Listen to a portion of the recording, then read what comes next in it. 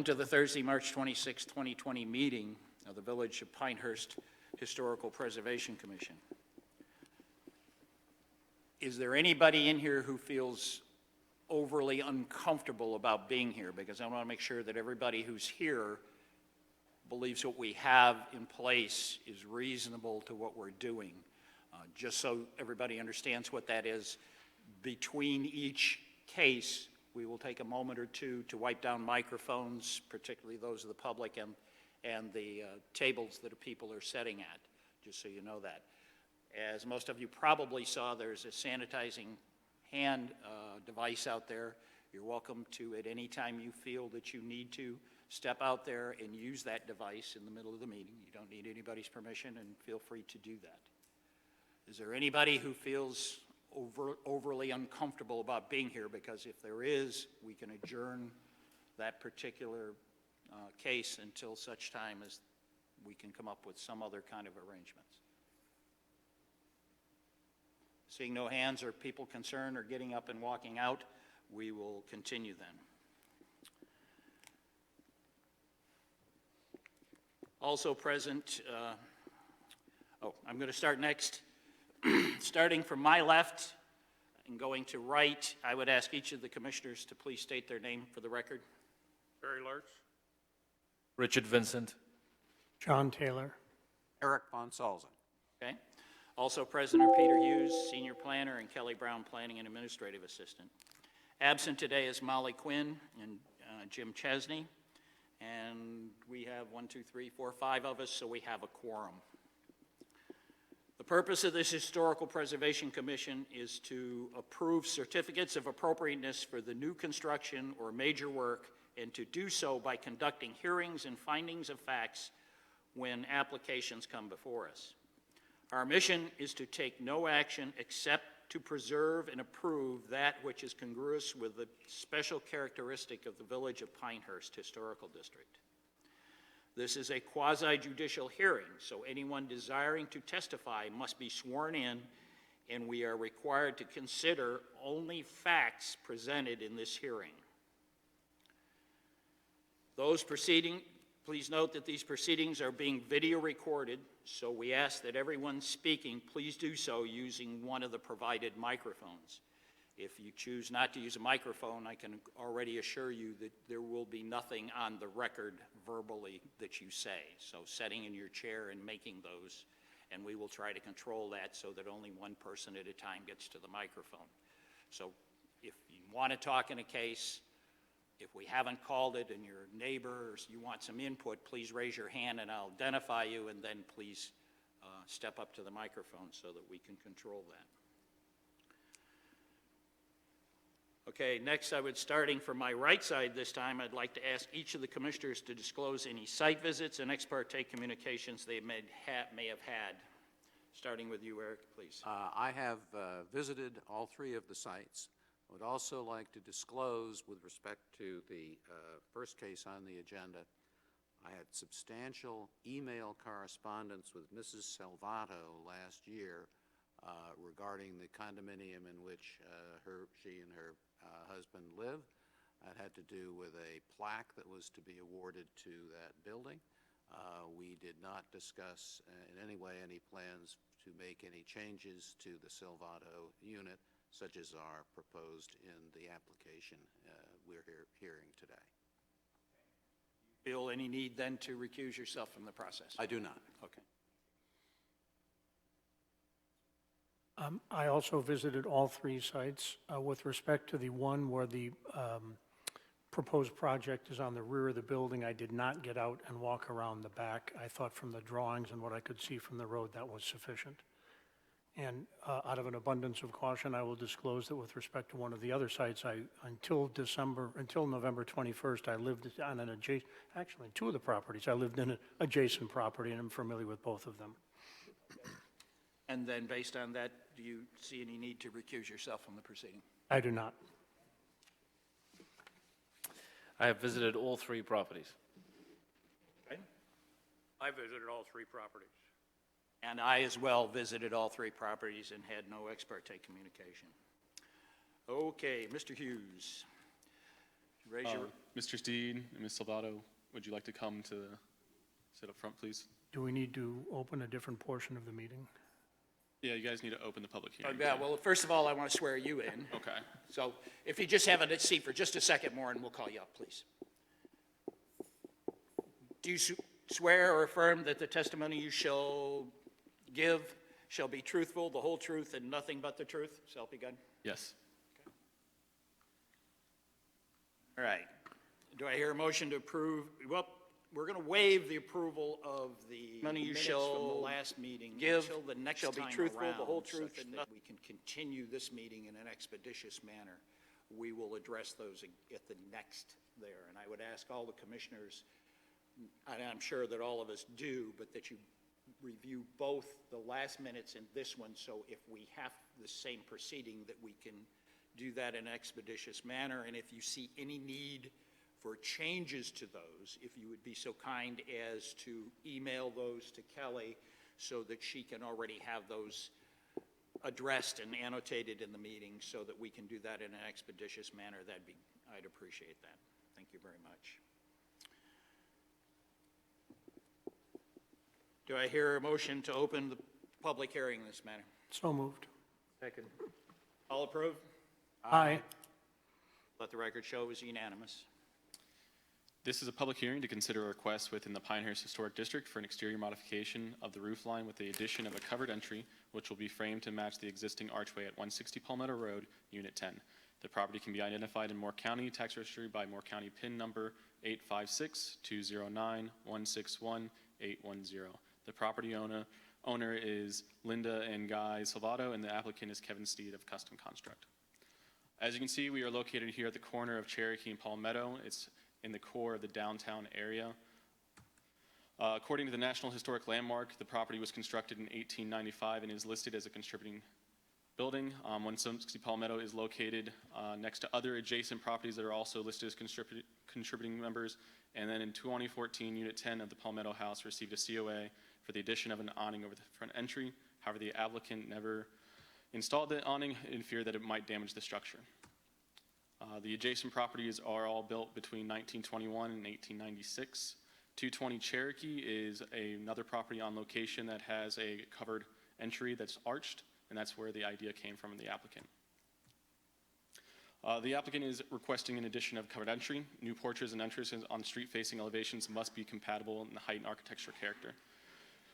The proposed covered entry is visible from the street. The current entry is framed by an existing archway, and the expansion of that archway into a covered entry would maintain the character and be congruous with the downtown historic district. The applicant is proposing a metal roof. Hopefully the applicant has brought a sample for that metal roof to present to you.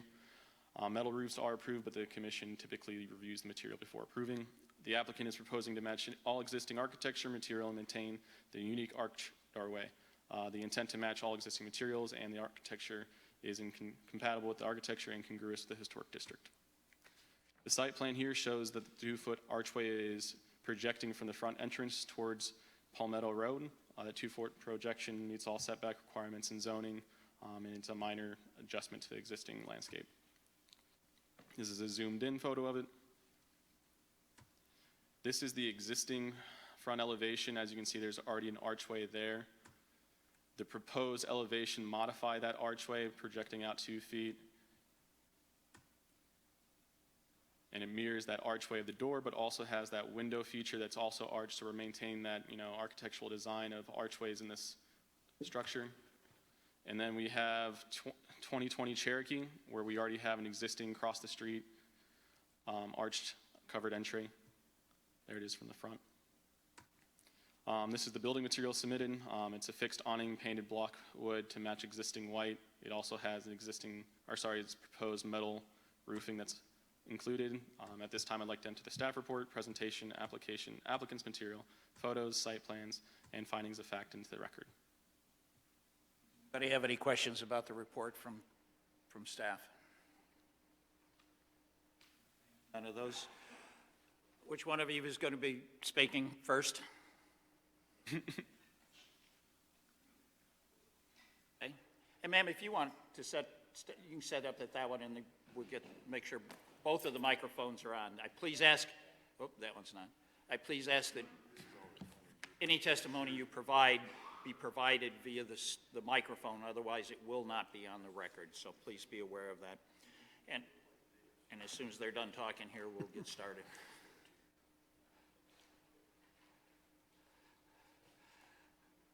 Okay, ma'am, I would appreciate it if you would be so kind as to state your full name and your relationship to the petitioner, or to the applicant. Yes, my name is Linda Salvato. I am the owner with my husband of number 10, 160 Palmetto Road. And we would like to, well, is that all you need right now? We'll get in more of that. I just need that first. Okay. And sir, your name and your relationship to the applicant, please. Kevin Steed, I do all her property maintenance and any construction type work. Okay, thank you. And if both of you raise your right hand. Do you swear to tell the whole truth and nothing but the truth, so help you God? Yes. Okay, let the record show that both of the people at the microphones have been sworn in. Ma'am, I believe you wanted to go first, so please. Yes, we've lived at that property for a portion of the year, every year since 2013, when we purchased the upstairs.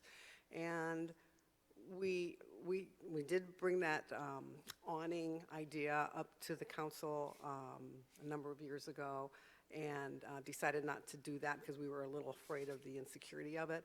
And when we saw the house across the street, and we just went, oh, perfect, and talked to Kevin about it. He gave us some ideas on what it would take to do that, and then we needed to get a permit. So that's why we're here. We'd like to have that as protection, especially against the rain when we're trying to get packages and get the keys and we're poured down. So that's one, just protection from the elements. And then two, also to protect that front door. We've had to replace it already since we've owned it with a door that was very similar to the one that was there because of the wear and tear from rain and sun and everything else. So that's basically it, fairly simple. Okay. Sir, do you have anything to add to that? Summed it up. No, sir. Okay, thank you. The commissioners have any questions in the matter? I had only one. You have a sort of entry light over the top of that. Are you going to be able to fit the roof in there, or are you going to have to relocate that also? Yeah, I'll let Kevin address this, but what we originally had planned is to remove that light that's there and under the archway have a recessed light. Can light. Yeah, Like a, yeah, can like light. a recessed can, yeah. Anything to do with the construction, I will let Kevin talk about. Thank you. Any other questions? Did anyone need to see a closer shot of that? I think we all have Okay. the packet, so I Okay, think we're in good good. shape that way. Unless somebody asks for it, let's see what happens. Eric, do you have anything? No? Terry? Okay. Then I guess we're to the point of a motion. Would somebody like to make a motion? I'll be happy to. Upon due consideration of the application package submitted and the testimony given, the Historic Preservation Commission concludes the following: that the applicant has satisfied the burden of persuasion and the project as proposed, subject to any conditions imposed by the commission, is congruous with the Pinehurst Historic District and consistent with Historic District guidelines. Second. Taylor, who did the second? And Mr. Lutz did the second. Any other discussion by commissioners? Any discussion from anybody in the room? Okay, then I guess we're ready for a vote. All in favor, say aye. Aye. All opposed? Carried unanimously. Thank you very much. You have your say. Thank you.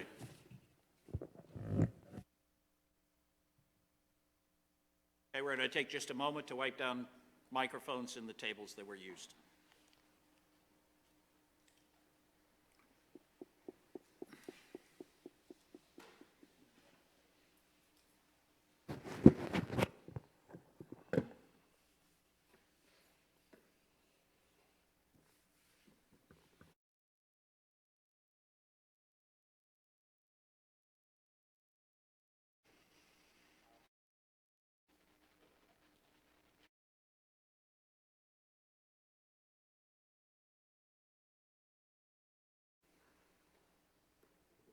Okay, Peter.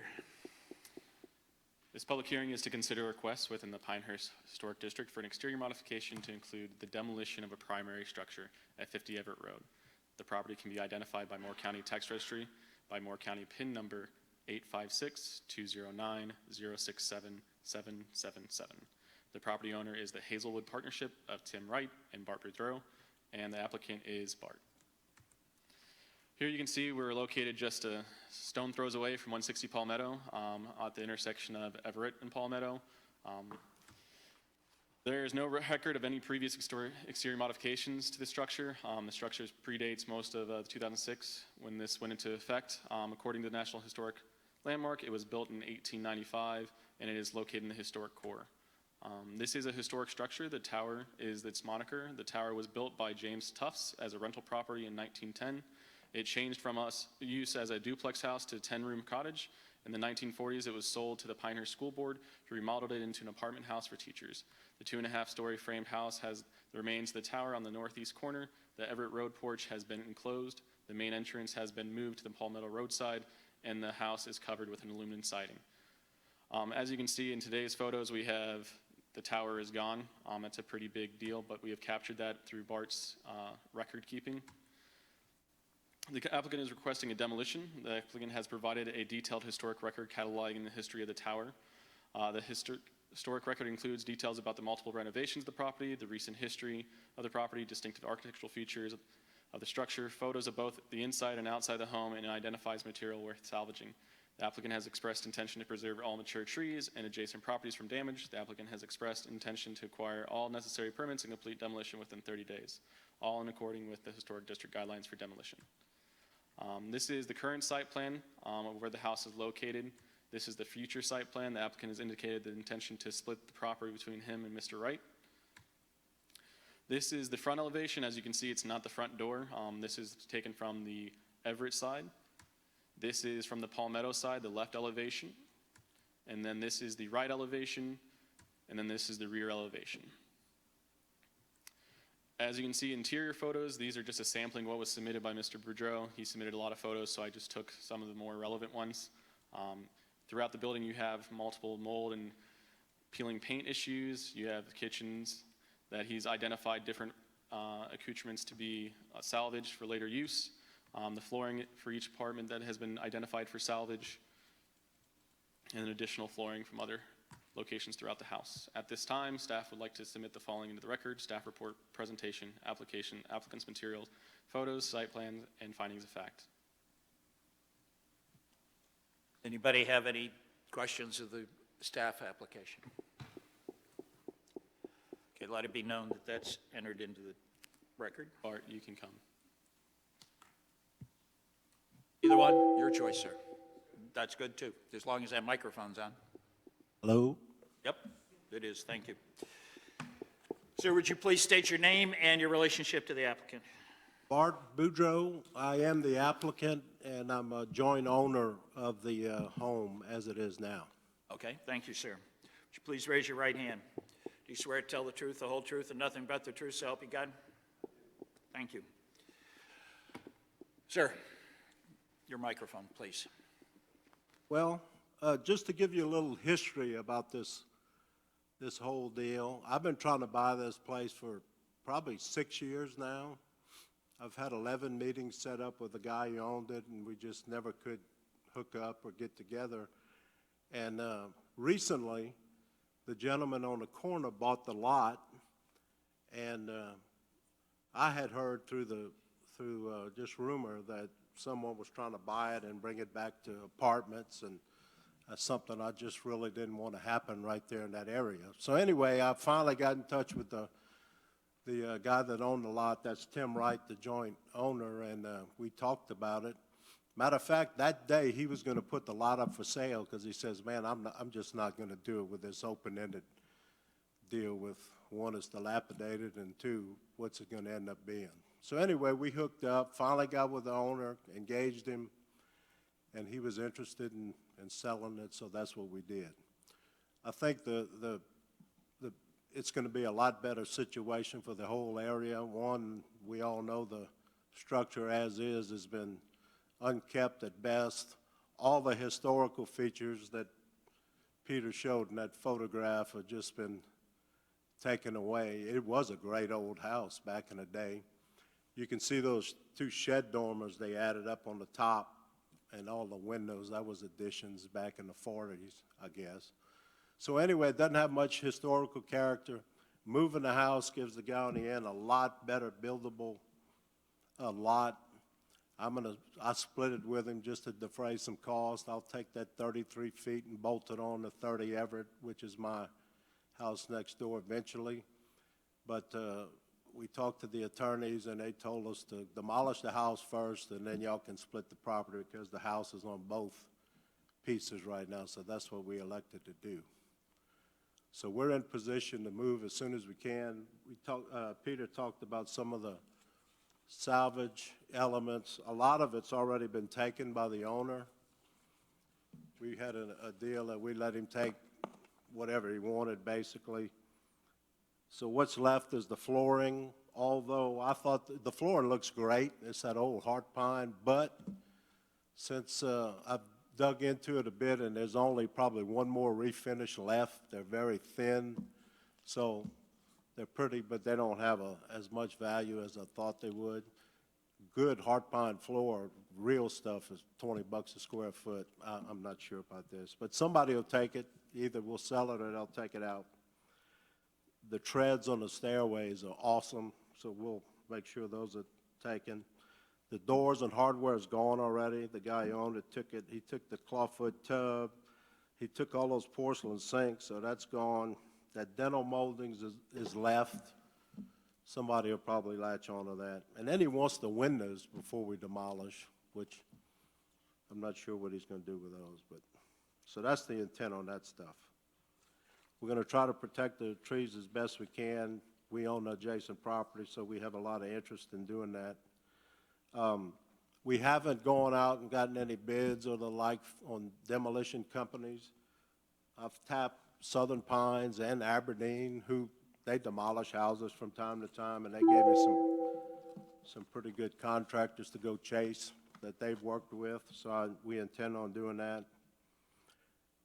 There's mold, there's probably asbestos, there's lead paint and all that, so we need a licensed contract to qualify with dealing with all that, and we'll make sure it's done properly. We'll take everything out of the basement, include the foundation walls, backfill it, compact it, and then put some topsoil and put some grass seed on it.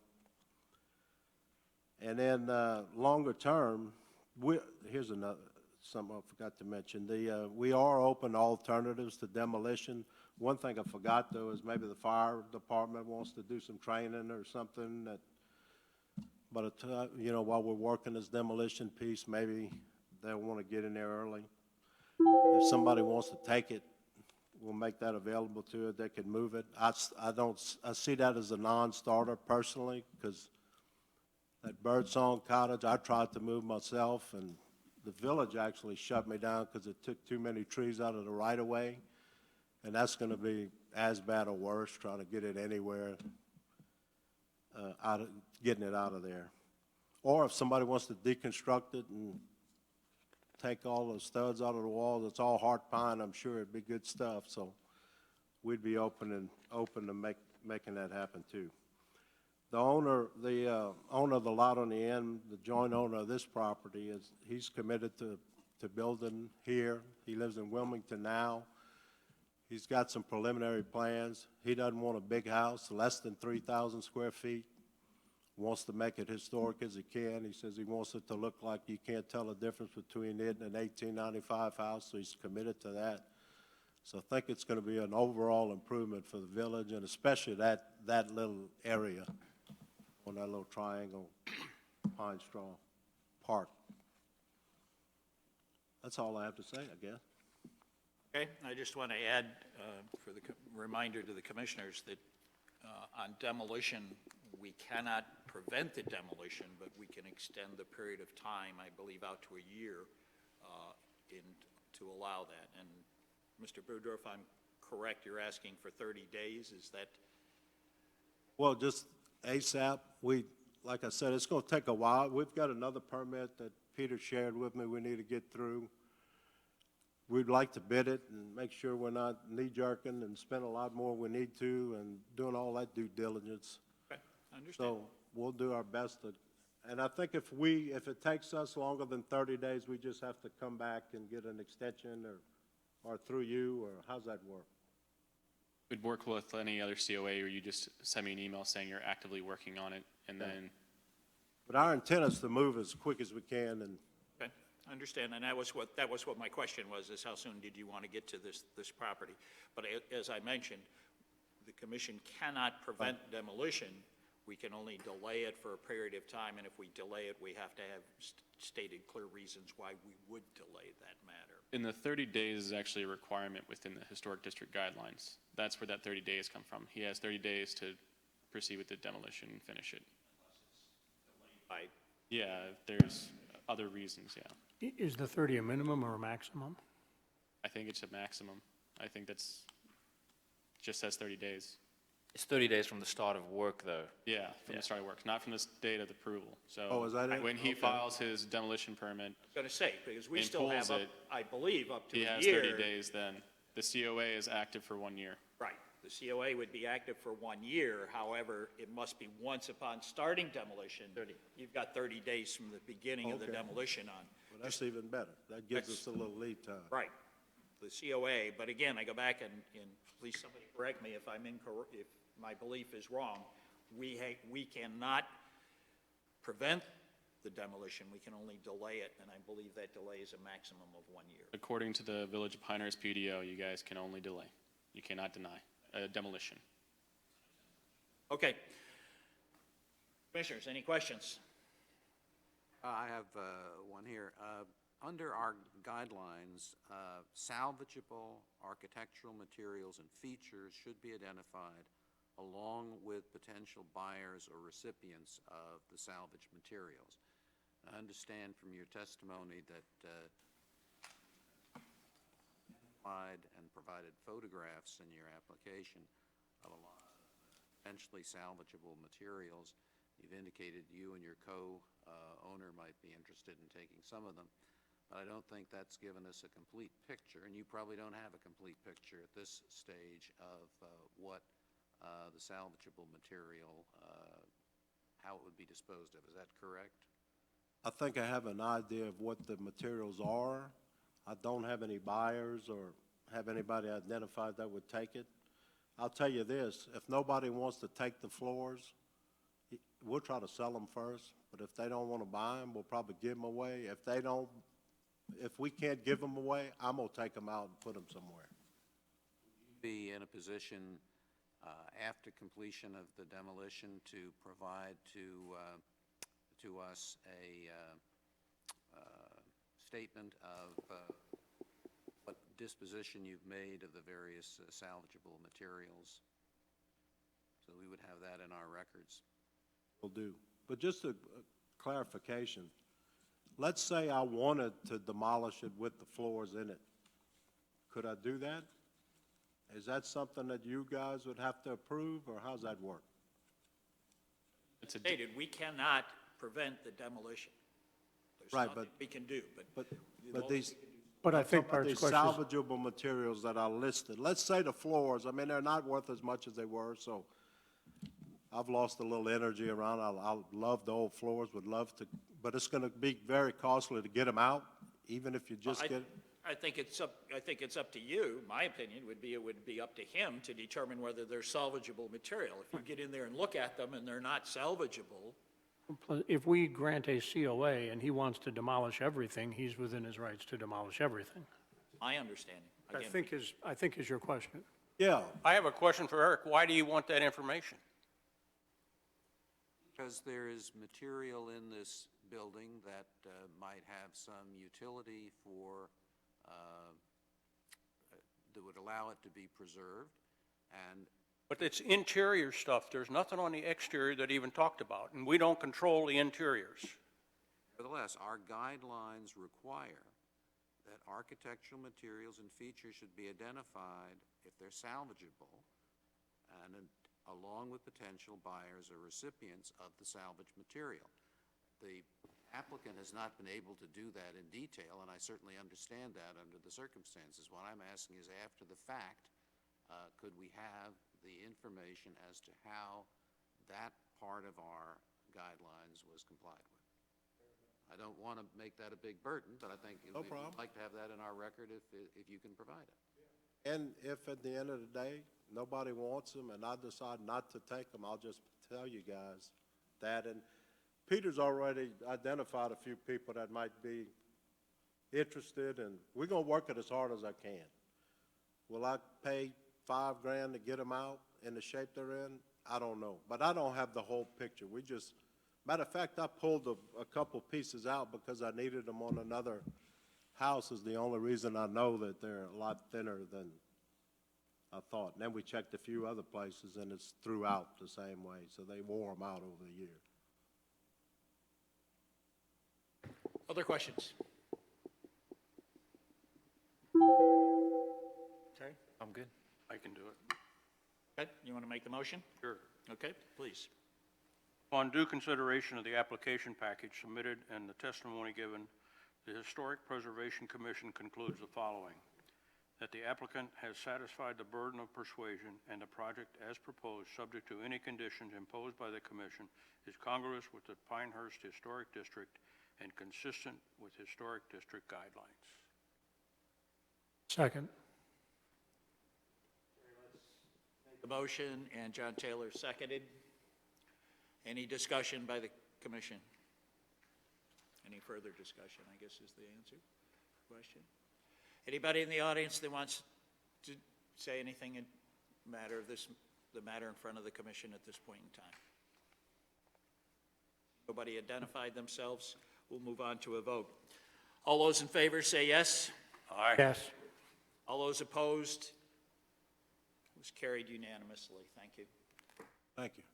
One question before I leave, if you don't mind, just a clarification. I understand once you start the demolition, you have 30 days to finish it.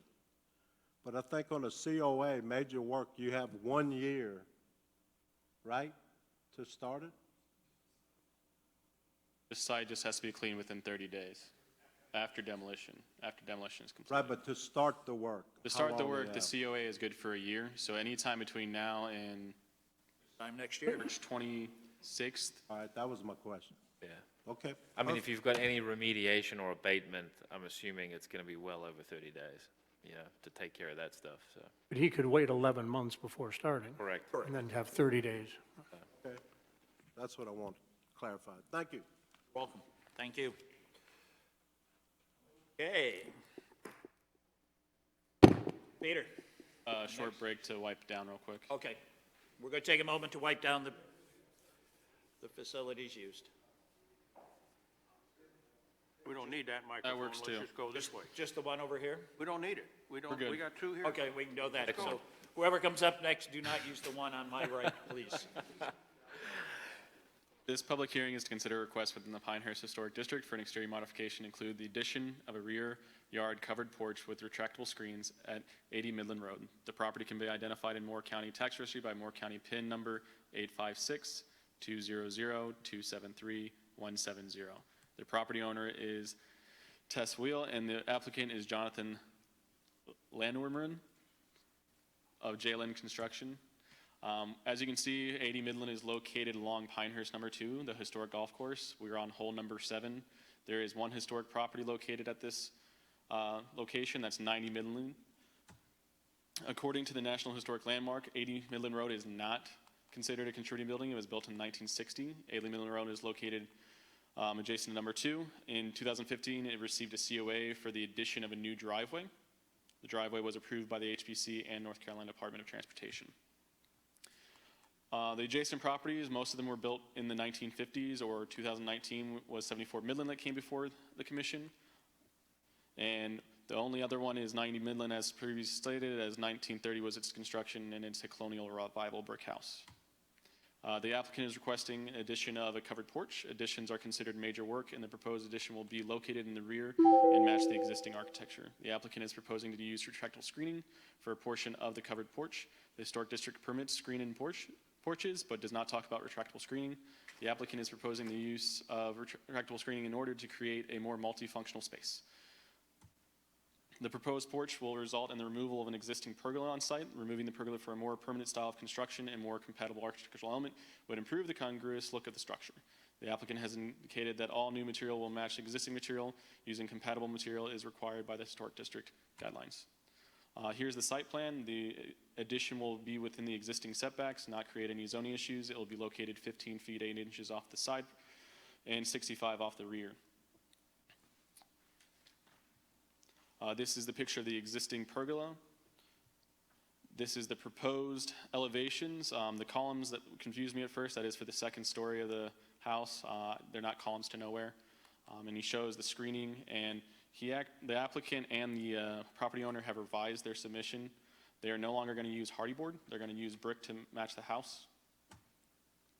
This is a rendering to show that they are matching the brick of the house and to show the enclosure and how it would function. Building materials, obviously the hardy board has been amended. I have that in a digital format through an email of them affirming that they're changing it from hardy board to brick. And then for material samples, the applicant has taken pictures of all the material on site that he's going to match. So the columns, he's going to match the existing here and here. And then he's taken pictures of 2 different bricks on site for the patio level of the matching. And he's going to match the white brick of the existing house for that left wall. And then he provided retractable screening, so he couldn't bring a retractable screen in, so he provided some brochure material of what it would look like. The benefit of these retractable screenings is they're able to come up and create an open field of space, and they do not detract from the openness plan of an architectural setup of cottage. At this time, staff would like to submit the following into the record: staff report, presentation, application, applicant's material, photo, site plans, and findings of fact. Okay, thank you. Any of the commissioners have questions about the staff report? Okay, let the record show the staff report's entered into record. People, who's, Jonathan? please, you can either use the one on the left or the one in the center, your choice, sir. On my left, just so we're not confusing. Okay, would you please state your full name and your relationship to the applicant? Jonathan Wright Landerman. I am the applicant. I am the contractor for the homeowner. Would you please raise your right hand? You swear to tell the whole truth and nothing but the truth, so help you God? I do. Okay, thank you. Your microphone, sir. So basically, this is a patio to the master suite, and the homeowner basically wants a covered porch to be able to enjoy while it's raining, and it also opens up to the pool that is to the right of this location. There is a brand new construction going to the left of the property if you're at the golf course, facing the back of the house. So that is the purpose of the brick wall on the left. Originally, it was going to be 3 open sides, but that new construction just started a couple of months ago, and that's the purpose of that. Okay, so in the one rendering, that was my question. It looked like there was solid wall on the left as you face it from the golf course, and that is a solid wall, is that correct? So if you could see on the left side of that picture, we originally were just going to stick frame that and put hardy board. The more we thought about it, we really want to make it look like this was always done when the house was built. So we're going to match the brick as best as possible with texture. The house is painted yellow, so we will be able to color match that and make it look like it's always been there. But the purpose of that wall is to block from the neighbors that are close by. Else? I think that's it. Commissioners, any question? I thought the purpose was the screen was going to be retractable. So now there is no screen at all, it's a brick wall. There is, yeah, I'm sorry, I didn't add that. Basically, if you go to the diagram of the screen, it will be so that they could have screen if they wanted. It retracts up into the ceiling and is completely hidden, and it works off of like a garage door opener. I've seen them before, but this would be on so you have a brick wall on the left as you look at it from the golf course, but facing the golf course on the right will both have screens Yep, that retract up into the roof. Sir.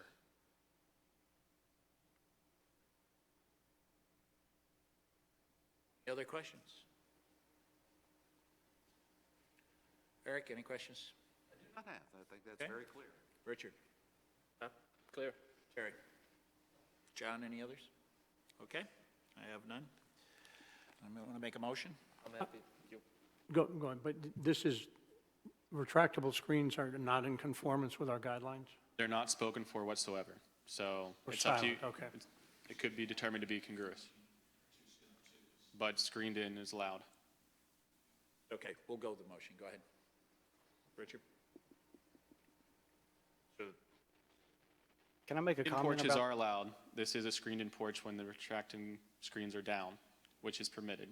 When they're up, it's an open one, so it's permitted. It's just not specifically spoken to as retractable screening. So it's for you to determine whether or not it's congruous. You could go either way on the motion. You could say upon due consideration, it has, met the congruity standard, or it has not, but you guys have decided that it still meets it. Are there any requirements to the color of the screen, if it's charcoal or gray or a solar shade style that would be a little bit darker? They do have multiple options, and I don't think we've made that final decision. I mean, it's not like we're going to put purple screen out there, but My question on that would be, I mean, if a screen, a common name for a screen doesn't include a solid, in my book, would not include a solid wall coming down or solid materials coming down. If it looks like a screen, it looks like a screen, but they do have darker ones. I and understand the lighter. difference in colors, but my point was if it's Still a screen solid material. piece, that's, in my book, not a screen. And I'm not saying you can't do that. I'm just saying that if we're approving a screen, and that's what we approve, and we've not done that yet, but if that's what we approve, then you're stuck to a screen unless you come back for a modification for something more than a screen. The wind better blow through it. Yes. Yes, Yeah, it will. something the wind blows through is a screen. Something that is more solid than that probably doesn't fit, and somebody can modify that discussion, but I think that, to me, that doesn't constitute it. And again, it's not saying you can't do it, it just means you may have an additional step in there to do that. Is the homeowner indifferent, or has she mentioned Well, a we- color, a shade? Well, we've talked about possibly doing a solar shade, which would be a very dark color. It's still see-through, it's still screen material, it's just a tighter knit and a thicker screen material to help keep some of the UV rays out. So it would be like a standard screen that you would buy for a screened-in porch, but on steroids. If you didn't know what you were looking at, you probably wouldn't notice the difference. Just trying to be transparent and bring it up front. Peter, if this were a conventional screen and not a movable screen, would our, It would have to conform to the color palette of the historic Pinehurst district, but typically industry standards gray or dark color. all right. I will You did. state that one of the pictures has one of the upgraded solar screens in it. That one. It's still dark in color. Right, it's dark in color, Whether it's but it black looks like or a gray screen. or- Yeah.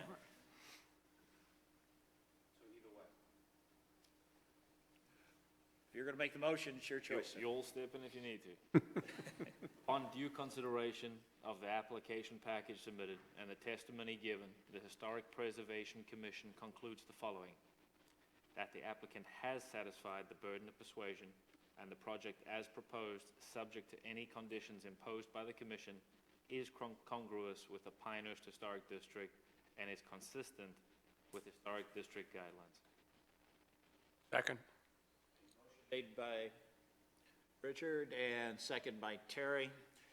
Commissioners, any other discussion on the matter? Does anybody else in the room have any desire to speak on this matter? Okay. Nobody indicating that they did. Let's move on to vote. All in favor? Aye. All opposed? Let the record show that it was unanimous.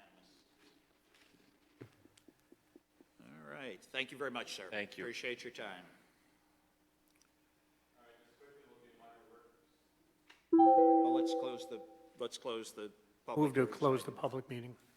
Do I hear a motion to close the public hearing? So moved. Second. Okay? All in favor? Aye. Aye. Aye. Quickly, minor work, we have a new sign in the downtown district for 120 Market Square. It's for a realty company that went on the second floor, which is permitted. And then a new fence for 285 Midland. The fence met spec, it's 6 feet in the rear and 4 feet on the sides.